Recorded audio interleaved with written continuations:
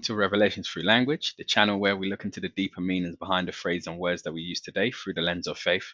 Come with me as we embark on a journey to discover the truth. Hi all, welcome back to Revelations Through Language. Thank you for joining me for another episode.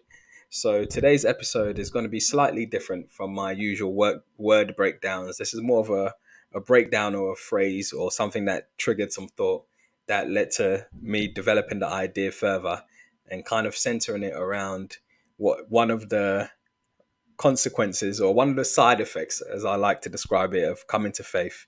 And one of the side effects that's happened to me anyway since I came to faith was not forcing things, just doing things with grace, with levity, with with a feather touch. Everything you don't hold on to, you do things gracefully, and with that comes a lot of peace, a lot of tranquility, a lot of calm, almost in line, basically helping and in line with the video previously on taking people as they are. It brings a lot of peace. So if you haven't seen that video, make sure you go and check it out. And this initial thought started when I was actually watching TV for once, something I've cut down a lot on as well, due to a few things that have happened in my life since coming to faith.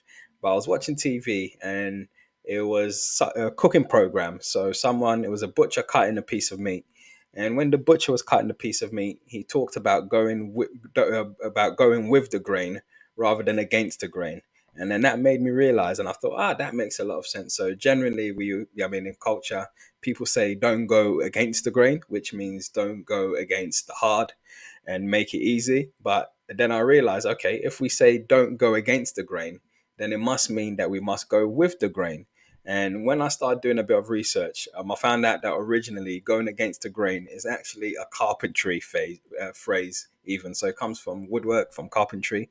And then I thought, ironically, well, Jesus was also a carpenter. Is that a coincidence? Definitely. And what I realized was, anyway, so the meaning of going against the grain is, if you go against the grain, which is the hard part, then obviously you have to use force, which is difficult. But if you go with the grain and you find the grain and you go along with it, it goes very easy and things flow and you go with the flow. And in this case, the grain obviously being symbolic for God or Jesus. So even if we link it to John 12, verse 24 to 26, where it talks about a grain of wheat. So it talks about, it reads, unless a grain of wheat falls into the earth and dies, it remains alone. But if it dies, it bears much fruit. So the grain, obviously being representative for Jesus, the Son of God, who came to die to bear fruit. So if you go with the grain, with Jesus's flow, then life becomes easy. You accept him into your heart and you have peace. So even though now you have the peace of God in your heart, the grain that you'll be going against will be the world, because it talks about, the Bible tells you that obviously they persecuted Jesus, so they'll persecute you for being a Christian. But because you have the love of God in your heart, or Jesus or the Holy Spirit in your heart as well, even though the outside world might feel challenging, you will have internal peace. And that's where in this verse on the screen, it talks about the yoke. His yoke is easy. So that means when you've bonded with the yoke is the bond. So when you have the bond of the Holy Spirit in your heart, even though you might go against the external grain of the world, the internal, you'll be going with the flow and you'll be at peace. And because salvation is a gift, it's not something that you can earn, it's a gift.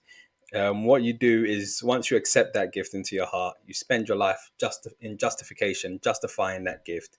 And one of the things that makes you do with that as well, being in mind and in heart, is you don't feel the need to prove yourself or show yourself to anyone. So you've already been justified, so you don't need to prove yourself.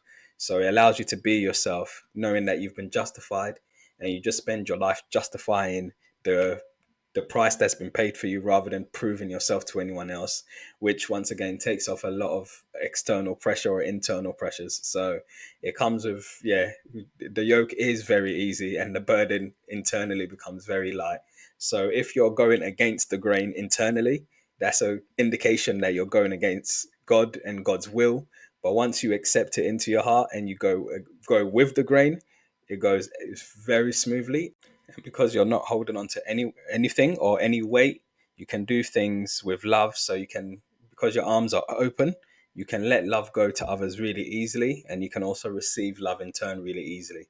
So that's also one of the things about going with the flow and going with the grain of God.